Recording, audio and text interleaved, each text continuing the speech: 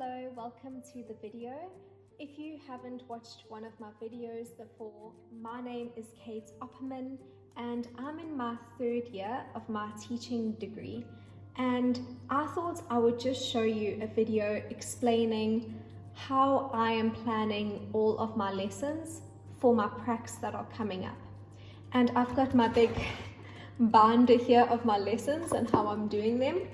And I thought I would just take you step by step of how I am planning my lessons so that I can do the most creative and fun lessons for the students, while also making sure that everything in my lesson is relevant to the CAPS document. For those of you who may be from overseas or not familiar with the CAPS document is the curriculum which the South African schools follow. And we need to make sure all of our lessons are both relevant and appropriate to the CAPS document when planning all of our lessons. So the first step you want to do is get yourself a nice lever arch file. I got this beautiful one off of Takealot.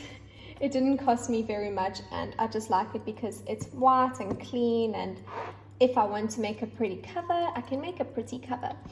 The second big tip I can give you is to find out the theme or the topic that you will be using at your school. Now, if you don't know the theme and you are in South Africa, sure, you can use the CAPS document, create your own theme. There's nothing wrong with that at all. But if you can find out the theme from speaking to the teacher, it will just make it so much more beneficial for the students because they've already been learning with a particular theme or topic. So if you can use your own creativity and individuality as a teacher to utilize the theme in your own way, oh my goodness, it will just help the learners scaffold onto that theme tremendously. For example, the theme that I was given is birds, and the grade 2s are in term 2 now. So this is the cover of my file. There's my student number and my birdies, and just how cute. I've got birds everywhere. I think they are so adorable. Love my lessons, I'm a big fan. Anyway, the next step you need to take is decide which subject you are going to be writing your lesson plans for. It could be in English, maths, Afrikaans. Find out the subject that you're going to be teaching and write down the subject. And once you've written down the subject, you need to choose and select. Now, if you're in South Africa, use the CAPS document and choose the content areas that you will be working with. Once you have your content area, be specific and choose the lesson topic or the focus.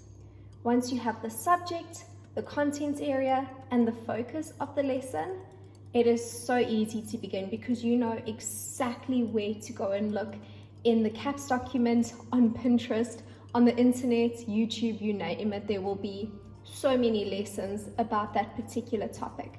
Just make sure when you are looking online that the lessons are appropriate for your grade and the term, because it could be a third grade, third term lesson and you wanting to do a first grade, first term lesson with the theme winter. So always make sure it is appropriate. I love this next tip because I don't know if I created it or if anybody else uses it, but what I do is I actually go into the CAPS document. I have already photocopied all of the CAPS documents for every single subject in the foundation phase. But what I do is I will choose the grade and the term that I know I will be teaching, and I will photocopy every single page from every single subject for that particular grade and term, and I will staple it and put it into my file right next to the lesson where I will be lesson planning. For example, over here, I have life skills beginning knowledge lesson plans. We were required to do that. So I printed a copy of all of the life skills, beginning knowledge, and just general knowledge for life skills from the CAPS document, beginning knowledge and personal social well-being, as well as everything else to do with grade 2, term 2 life skills. It's all in here. There's the PE lesson, which we will be required to do. So I've got that in my life skills file, right next to the lesson. So when I'm doing my lesson plan, I can go and find it very easily, and it just makes life so much easier to have everything there ready for you to use. After you have the CAPS document open in front of you and you know the subject and contents area and the topic and focus, you can then begin to write down your objectives and outcomes. It's very important when lesson planning to begin by knowing exactly what it is that you are wanting the children to achieve by the end of the lesson. I like to think of this as a working backwards method, because once you know how the lesson must end, it's easy to know how it must begin and how the middle of the lesson must be, so that it can support the outcomes. It's very important that you use the curriculum or the CAPS document to find out what your learners' prior knowledge is before you are coming in to teach your lessons. For example, I am going to teach grade 2s in term 2, so I can use the CAPS document from grade 2 term 1, or even the beginning half of term 2 to find out what it is that I must be building on top of. The foundation phase is a lot about scaffolding. I mean, it's called foundation phase. You are building the foundations, so always make sure that your objectives and outcomes scaffold on top of the learner's prior knowledge to ensure that the lesson is as meaningful and productive as it can be for the learners. For us students in South Africa, we need to use the CAPS document to find out the time of each lesson. If you don't need to do this, you can leave this step to the very end of writing your lessons. But for us, we need to base everything we write in our lesson plans around the time of the lesson. So once you know your objectives and your outcomes, make sure to fill in the time and to make sure that each of the following sections can fit into the time allocated per lesson. So usually when I'm planning my lessons, I get excited about the main star of the lesson. I like to think of this as the centerpiece or the main attraction, which is always the lesson development. It's the fun part, the engaging part where you get to teach, the children get to go in groups, there's a discussion, there's questions, tasks, activities.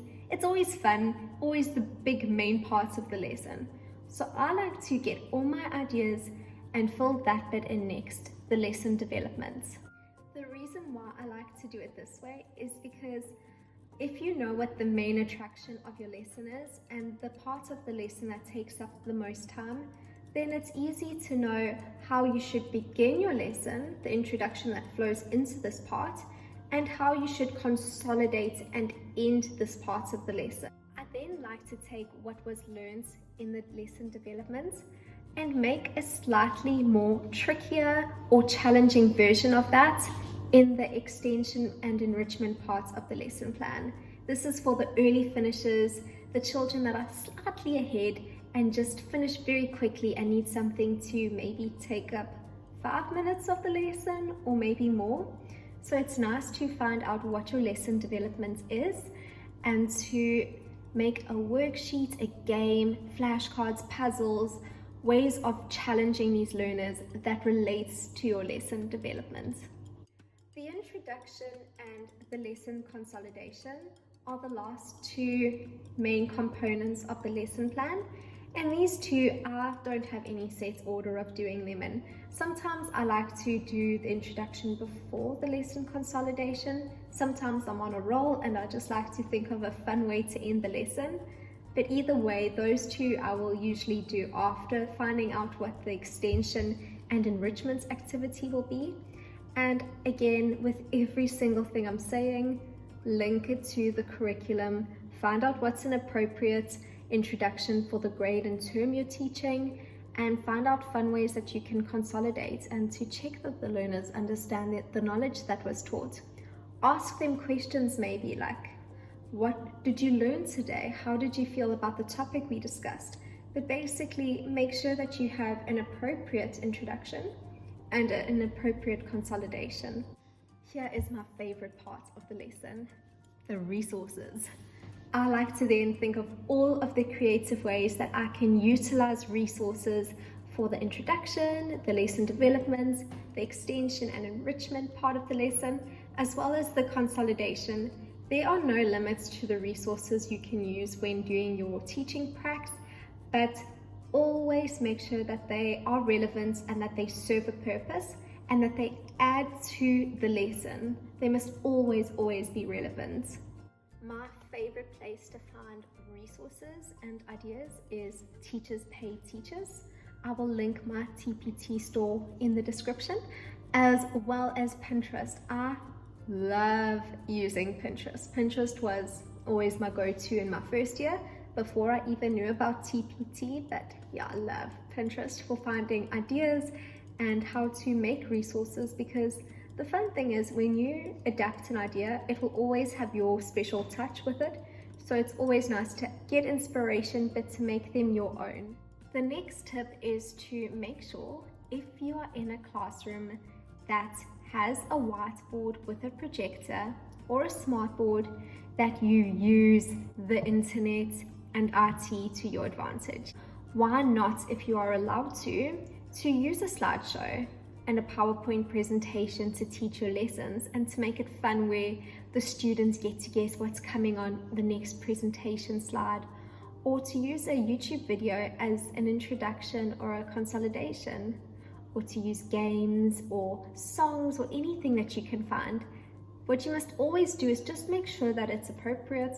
Go through all of your online resources before using them and make sure all the ads are appropriate. Always have everything ready beforehand. Just make sure that everything is appropriate, because we are teaching at a school.